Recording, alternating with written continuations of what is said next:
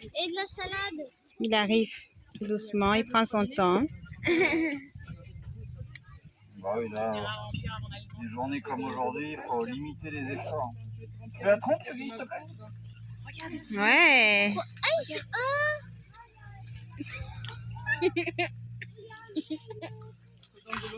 Oui. Elle est bien fraîche la miel. Elle mange bien. Pourquoi il mange un truc? Ah, je vais vous raconter un peu l'histoire. Il n'y en a pas un autre qui vient aussi? C'est pas que oui. Il veut pas venir parce que- Pas toi, tu arrêtes. Bien. Je vais mettre un petit peu sur le Je présente ici les éléphants d'Afrique. Tiens. Voilà, on a ici au parc, on a 3 jeunes mâles en fait, éléphants d'Afrique. Lui, c'est Yogi, c'est le plus jeune, il a 8 ans. bien fraîche. Ouais, mais lui, il mange bien ses légumes et il écoute bien. D'abord, on a Chavou qui arrive, il a 11 ans. Et enfin, donc, voilà, celui qui est resté là-bas au fond, c'est Toulouba qui a 11 ans aussi. Donc, en fait, Yogi, il est un peu comme vous, on va dire, voilà, Yogi a 8 ans, il est enfant. Chavou et Toulouba à 11 ans, ils sont au début d'adolescence. Donc, ouais, ils sont pas encore à leur taille définitive, ils font plus de 2 mètres et plus de 2 tonnes. Par contre, quand ils auront l'âge, et ça sera dans une petite.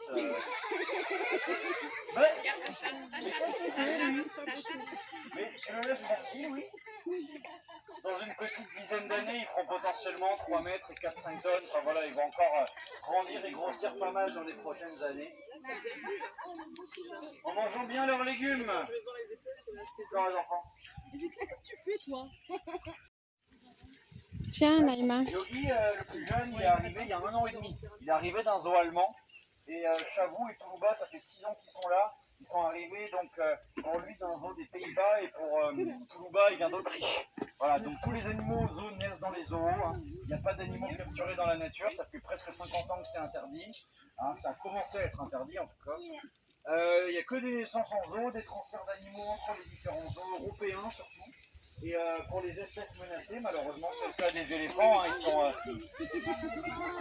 ils sont chassés par les braconniers qui leur prennent leur défense, là, hein, qui sont revendus très cher. Donc ouais, ce sont des animaux en danger et donc il y a un grand programme de reproduction au niveau des zoos européens, hein, avec des transferts d'animaux pour essayer de les préserver. Et donc, pour chaque animal menacé, en fait, la façon dont ça se passe dans les zoos, hein, pour chaque animal menacé, en Europe, il y a un programme. Pas de bagarre. Eh ben, les gosses. Ouais, pour chaque animal menacé, il y a un programme de reproduction au niveau des zoos d'Europe. Et chaque programme est géré par un coordinateur, on appelle ça. C'est un gestionnaire pour chaque espèce. Donc il y a un coordinateur des éléphants, il y a un coordinateur des kangourous, il y a un coordinateur des manchots, etc. Chacun décide de tout pour toute l'espèce dont il s'occupe sur l'Europe. Donc le monsieur qui gère tous les éléphants d'Afrique, c'est lui qui décide quel parc peut en avoir ou pas. C'est lui qui décide quel parc a des jeunes garçons, comme c'est notre cas ici, quel parc a des mâles et des adultes, mâles et des femelles, pardon, adultes pour faire des petits. Voilà, donc en fait, nous, on est un parc qui garde les jeunes mâles, c'est le coordinateur qui a décidé ça par rapport à nos structures, la taille de notre enclos, la taille du bâtiment, notre expérience avec les éléphants, etc. Donc voilà, ça évite qu'un petit zoo, quelque part, ait accès à des animaux dont il faut s'occuper avec beaucoup d'attention. C'est vraiment que les grands parcs qui peuvent avoir des mâles et des femelles pour qu'il y ait des bébés éléphants. Voilà un peu comment ça marche. Donc pour l'instant, nous on garde les jeunes garçons qui sont en âge de quitter leur mère, mais qui ne sont pas encore en âge pour faire des petits. Mais quand ils auront l'âge, par exemple Toulouba, là, quand il aura l'âge pour faire des petits, peut-être dans 3-4 ans, le coordinateur va nous appeler, il va nous dire, voilà, Toulouba, vous allez le transférer à ce tel zoo au Danemark, par exemple. Au hasard. Ça pourrait être en Espagne, ça pourrait être dans un autre zoo en France, ça pourrait être en Angleterre, peu importe. Et à nous de nous organiser avec l'autre zoo. Et le coordinateur, il fait surtout très attention à pas envoyer Toulouba dans un zoo où il y a des cousines adultes. Voilà. Pas qu'il se fasse des petits entre cousins, cousines, entre membres de la même famille de manière générale. Voilà un peu comment ça marche. Bon, ici on a des éléphants d'Afrique. Vous connaissez l'autre espèce qui existe? L'éléphant d'Asie, ouais, ça marche. C'est ce qui permet de différencier les deux. écoutez. Fais les oreilles. Merci. Les éléphants d'Afrique ont des oreilles qui sont 3 fois plus grandes. Vous voyez celle de Chavou, c'est bien Chavou. Ouais. Vous avez vu? Vous avez le temps de voir? Fais les oreilles Chavou. Ouais. C'est très bien ça. Vous avez le temps de voir? Fais les oreilles Chavou. Très bien. Très bien. Ouais, donc les grandes oreilles. Les oreilles des éléphants d'Afrique sont 3 fois plus grandes que celles des éléphants d'Asie. L'autre truc, c'est le dos, un petit peu. Là, on va voir si Bouba il va chercher la carotte. Le dos, il est un peu creusé vers l'intérieur, comme ça. Chez l'éléphant d'Asie, c'est vraiment très arrondi, très bossu presque, hein, par le temps. Voilà. Sinon, la taille, un mâle éléphant d'Afrique adulte est plus grand qu'un mâle éléphant d'Asie, mais là, c'est des jeunes. Donc, c'est dur de se rendre compte avec la taille. De quoi les oreilles, c'est le principal moyen pour différencier les deux. Et les oreilles, de manière générale, c'est important pour beaucoup d'animaux africains, beaucoup d'animaux qui vivent dans des régions chaudes. Là, aujourd'hui, on a chaud. Du coup, qu'est-ce qui se passe? On transpire. Mais en fait, là, c'est notre mécanisme pour ne pas avoir trop chaud. Chabou, les oreilles, s'il te plaît. Good boy. Regardez bien. Encore les oreilles. Good boy, Chabou, c'est très bien. Donc ouais, nous quand on a trop chaud, on transpire, mais en fait, il n'y a pas beaucoup d'animaux qui peuvent transpirer quand ils ont chaud, pour éviter de surchauffer justement. Nous, c'est notre stratégie, mais chez plein d'autres animaux, c'est différent. Les éléphants ont des très grandes oreilles. Et vous avez vu à l'arrière des oreilles, vous n'avez pas le temps de voir. Je vous ai dit 3 fois de regarder. Je vais essayer de le retourner un peu. Tu tombes, Chabou? Moi, j'en ai pas, j'ai plus de fraîche. Je t'ai tout donné, c'est Ah chaud. oui, maintenant il a la flemme. Bravo. Et je la vois dans toute la salade? Oui, dis-le. Mais Et les oreilles, Chabou? Oh, le boy, il a fait aussi. On dirait une feuille. Ouais. En fait, c'est les veines, hein. C'est tous les vaisseaux sanguins qu'on voit à l'arrière des oreilles là. On dit que l'éléphant, c'est un pachyderme. Est-ce que vous avez déjà entendu le mot? Pachyderme, ça veut dire qu'il a la peau épaisse. Sa peau, elle fait 4 cm d'épaisseur par endroit. C'est énorme. Sauf au niveau des oreilles où la peau est toute fine. Et vous voyez là, ils ont chaud. Qu'est-ce qu'ils font avec les oreilles? Ils remuent les oreilles. Alors, c'est pas pour se faire du vent. On pourrait croire que c'est ça. C'est qu'en fait, comme la peau est toute fine que au niveau des oreilles, et c'est pour ça qu'on voit toutes les veines. Quand ils font des mouvements d'oreilles comme ça, en fait, ils vont rafraîchir leur sang. Et le sang rafraîchi dans les oreilles, bah après, il circule dans le corps et ça permet de rafraîchir tout l'animal. Et voilà pourquoi beaucoup d'animaux qui vivent dans des régions chaudes ont des grandes oreilles, c'est aussi pour dégager la chaleur comme ça, pour rafraîchir le sang.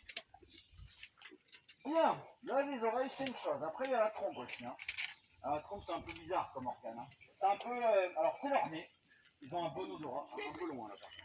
Ils ont un bon odorat, donc c'est leur nez. C'est aussi un réservoir. Hein, quand ils boivent des coups là-bas à leur mare, pas de bagarre. J'avoue, t'es lourd. Hein, ça peut contenir plusieurs litres hein, dans la trompe. Donc ils aspirent de l'eau et après ils se l'expulsent dans la bouche. Ils boivent pas par le nez, ils boivent pas par la trompe. Non, on boit pas par le nez. Vous buvez par le nez? Non plus. Ah. Et alors leur trompe, bah, vous voyez, c'est aussi comme un bras un peu. Hein. Ils ont cette espèce de petite pince au bout qui sert pour attraper les choses là.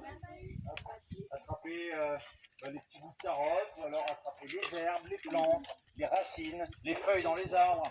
Voilà, ce sont des animaux qui ne mangent que des végétaux, donc ils sont herbivores. Vous connaissez le mot? Ouais. Donc ils sont herbivores. Nous ici au parc, on leur donne beaucoup de foin. On en a là-bas posé devant le bâtiment marron là, derrière les barrières. Normalement ils ont des gros tas de foin. C'est de l'herbe séchée. Voilà. Ils mangent plus de 150 kg tous les jours à se partager entre les trois. Plus quelques branches en complément et quelques légumes voilà, en petite friandise. Voilà, donc ce sont des grands herbivores. Et évidemment l'herbe de leur enclos, mais bon là ça a bien séché malheureusement.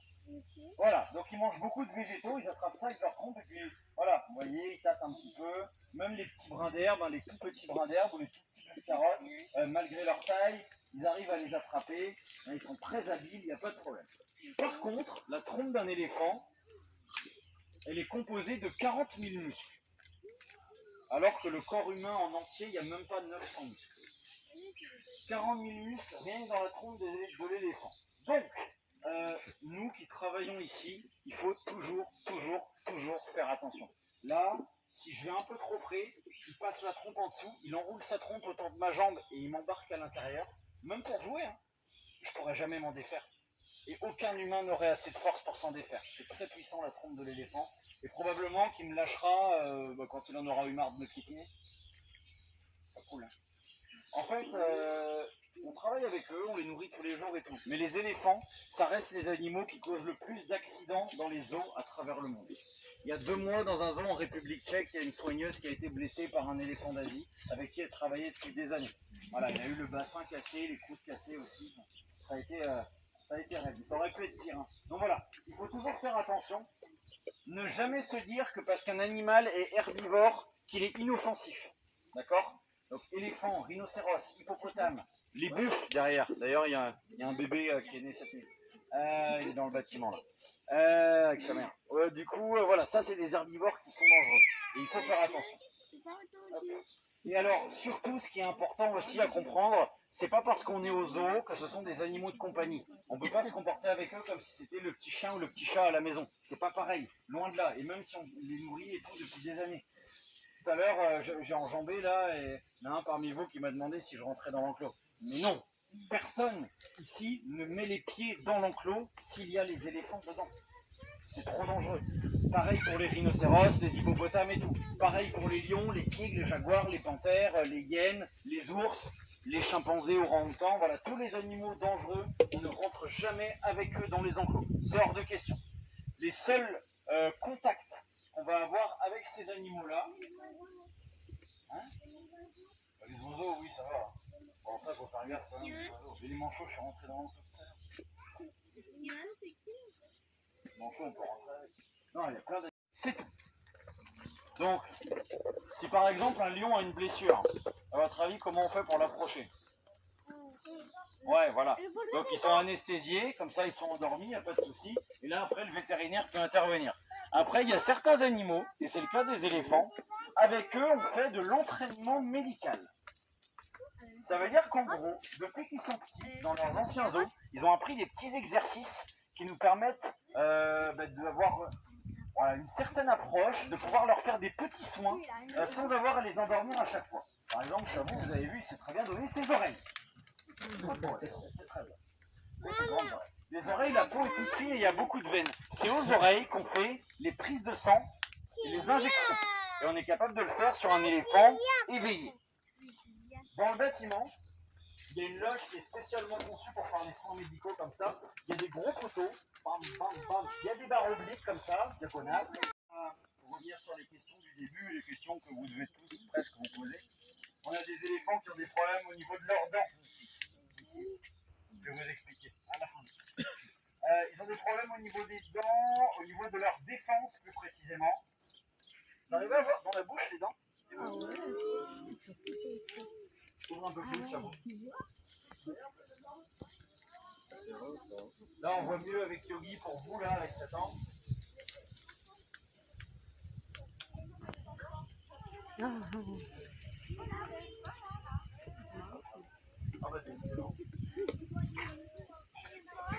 Alors, j'ai entendu quelque chose de très intéressant. J'ai entendu comme des grosses molaires. Ben, en fait, c'est des grosses molaires. Ce que vous avez vu à l'intérieur, là, c'est une molaire comme ça de chaque côté. Et il y a les 2 autres en bas. Donc en fait, les éléphants ont 4 molaires dans la bouche qui écrasent la nourriture. Et après, les 2 défenses, en fait, sont les incisives.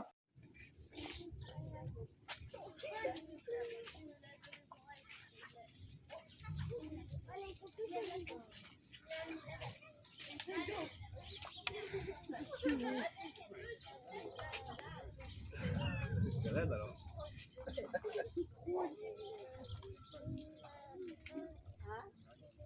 T'as pas envie parce qu'ils sont là.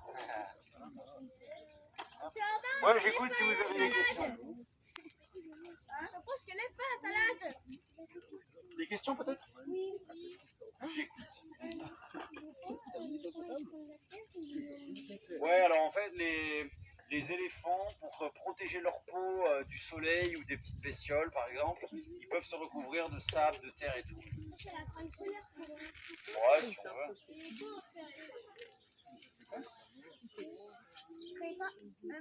Non, les éléphants n'ont pas peur des souris, c'est méchant. Monsieur, je te rappelle qu'à l'éléphant, ça a peur d'une souris. Tu sais très bien que ça a peur des souris. Non. C'est quoi ton métier?